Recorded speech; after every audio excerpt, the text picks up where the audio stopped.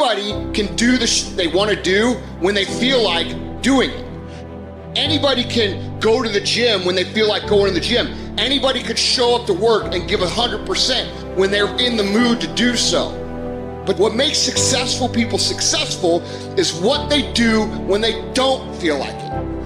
I see people writing on my page, oh, Andy, I'm motivated. Oh, I listen to your videos and I get hyped. That's great, and I'm glad that I can get you hyped for 5 minutes. But what do you do after the 5 minutes is over? What do you do after you walk out of the seminar that you paid $1,000 to go to? What do you do when you wake up the next day? What do you do when you have to either do what it is you know you're supposed to do without somebody there to supervise you, or you get to take the play off because no one's gonna know the difference? Those are the things that make up success. That's discipline. The practicing, the developing the discipline that when applied consistently can get you to the next level. If you look at the true warriors of humanity, you look at the true empire builders, you look at the true titans who are constructing a better world, they're less about pleasure seeking because they understand that if you want to have a great life, a soaring life, look at what most people do and do the opposite. Growth comes through discomfort. You look at a great athlete, it's the way they show up in the championship game is simply how they showed up in the lonely light of the early hours at practice. To have the results, only 5% of the population have.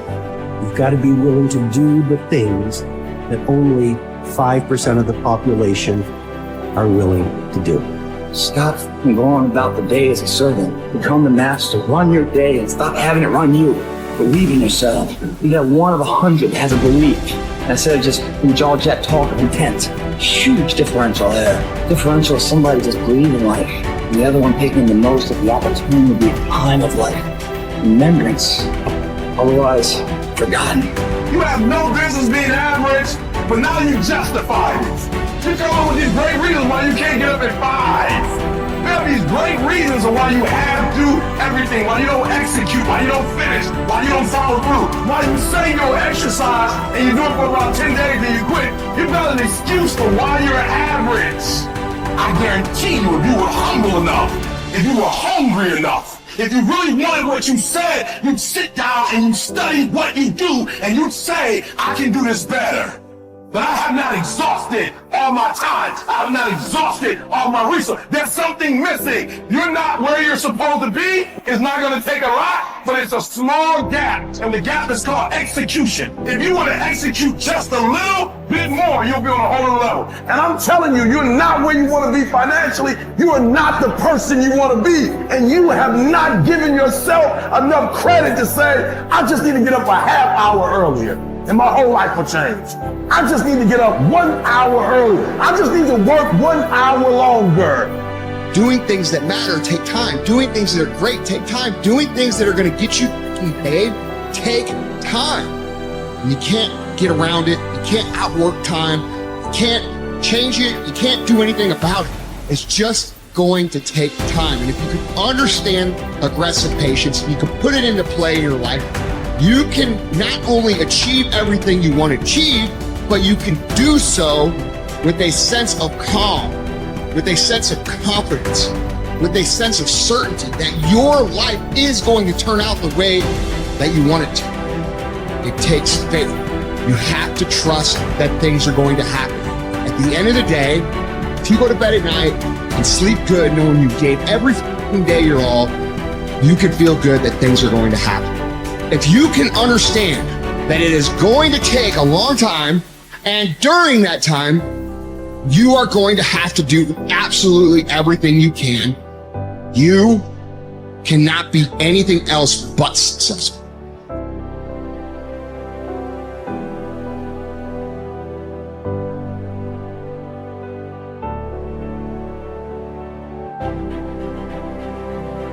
You need structure, you need predictability, and you need more of it than you think, just to keep you sane. Now, if you're lucky, and maybe a bit odd, you can deviate 5% from the norm, or 10% from the norm, or something like that, carefully and cautiously, as long as the rest of you is all well ordered in a normative manner. You might be able to get away with that, and you might be able to sustain it across time, and people might be able to tolerate you if you do it, or maybe you'll get really lucky and you happen to be creative but reasonably well put together, and people will actually be happy that there's something idiosyncratic and unique about you. But even under those circumstances, mostly what you want is to have a routine that's disciplined, that's predictable, and bloody well stick to it. You're going to be way healthier and happier and saner if you do that. And then the other thing that you need, because this is one of the things the psychoanalysts got wrong, I think, is that they overestimated the degree to which sanity was a consequence of being properly structured internally, you know? Because from the psychoanalytic point of view, you're sort of an ego, and that ego is inside you. And of course, it rests on an unconscious structure. But the purpose of psychoanalysis is to sort out that unconscious structure and the ego on top of it, and to make you a fully functioning and autonomous individual. But there's a problem with that, because the reason that you're sane as a fully functional and autonomous human being isn't because you've organized your psyche, even though that's important. The reason that you're sane if you have a well-organized unconscious and ego is because other people can tolerate having you around for reasonably extensive periods of time and will cuff you across the back of the head every time you do something so stupid that people will dislike you permanently if you continue. And so what people are doing to each other all the time, just non-stop, is broadcasting sanity signals back and forth, right? It's like you smile at people if they're not only behaving properly, but behaving in a way that you would like to see them continue to behave. You frown at them if they're not, you ignore them if they're not, you shun them, you roll your eyes at them, you manifest a disgust face, you don't listen to them, you interrupt them, you won't cooperate with them, you won't compete with them. It's like you're blasting signals at other people about how to regulate their behavior so frequently, well, it just makes up all of your social interaction. That's why we face each other, and we have emotional displays on our face, and we're looking at each other's eyes, and we know as much as we can about what's going on with each other, given that we don't have immediate access to the contents of their consciousness. And so partly what you're doing with your routine is establishing yourself as a credible, reliable, trustworthy, potentially interesting human being who isn't going to do anything too erratic at any moment. And everyone else is around there tapping you into shape, making sure that that's exactly what you are. And that's how you stay sane. And so what happens to people too, if they don't have a routine and they get isolated, is they start to drift. And they drift badly because the world is too complicated for you to keep it organized all by yourself. You just cannot do it.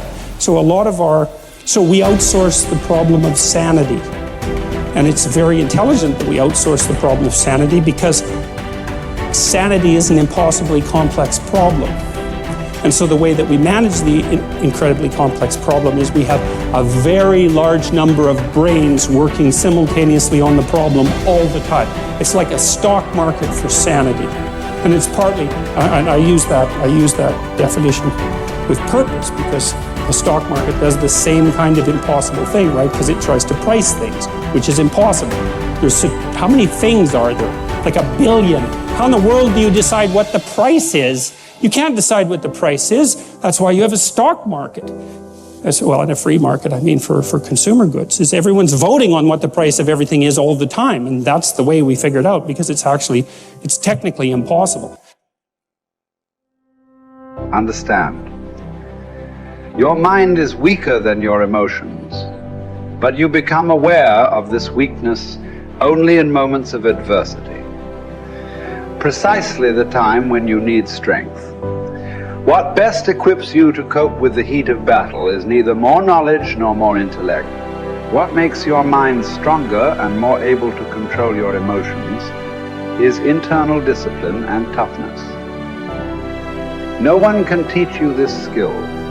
You cannot learn it by reading about it. Like any discipline, it can come only through practice, experience, even a little suffering.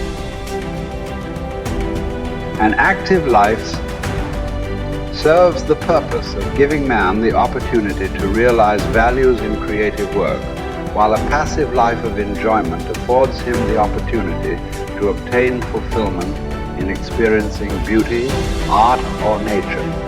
But there is also purpose in that life which is almost barren of both creation and enjoyment, and which admits of but one possibility of high moral behavior, namely in man's attitude to his existence, an existence restricted by external forces. A creative life and a life of enjoyment are banned to him. But not only creativeness and enjoyment are meaningful. If there is a meaning in life at all, then there must be a meaning in suffering. Suffering is an ineradicable part of life, even as fate and death. Without suffering and death, human life cannot be complete. As his mind becomes purer and his emotions come under control, his thoughts become clearer and his instincts truer. As he learns to live more and more in harmony with his higher self, his body's natural intuition becomes active of itself. The result is that false desires and unnatural instincts, which have been imposed upon it by others or by himself, will become weaker and fall away entirely in time. This may happen without any attempt to undergo an elaborate system of self-discipline on his part. Yet it will affect his way of living, his diet, his habits. False cravings, like the craving for smoking tobacco, will vanish of their own accord. False appetites, like the appetite for alcoholic liquor or flesh food, will likewise vanish. But the more deep-seated the desire, the longer it will take to uproot it, except in the case of some who will hear and answer a heroic call for an abrupt change. Persistence and variety. These are the two primary ways to develop great ideas or to solve important problems. Keep leaning your head against a topic for a long time. Certainly for weeks, possibly for years. And along the way, try many lines of attack. Continue to generate options, explore paths, and propose silly ideas. Copy and paste concepts from widely different disciplines and see if it gets you anywhere. All the while, continue to refine the best solution you've found thus far. What looks like genius may simply be the byproduct of persistence and variety. The tendency to avoid challenges is so omnipresent in human beings that it can properly be considered a characteristic of human nature. But calling it natural does not mean it is essential or beneficial or unchangeable behavior. It is also natural to defecate in our pants and never brush our teeth. Yet we teach ourselves to do the unnatural until the unnatural becomes itself second nature.